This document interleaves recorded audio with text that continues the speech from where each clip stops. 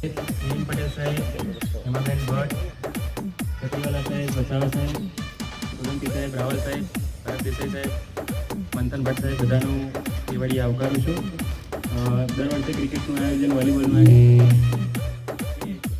ખરેખર તો get together જેવું હોય છે. બધાને સાથે મળવાનો એક પ્રયાસ હોય છે. હાર જીત તો એક સેકન્ડરી મેટર કરે છે, પરંતુ બધા ભેગા થાય મતલબ એક આખો પરિવાર ભેગો થાય એવું લાગે છે.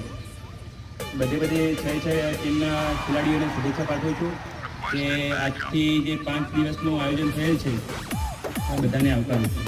આપણે રમીએ છીએ અને એ બાને લોકો આપણે ભેગા થઈએ. આજથી જે ટીમ શરૂ થાય છે 6 ટીમના ખેલાડીઓને મારી શુભકામનાઓ.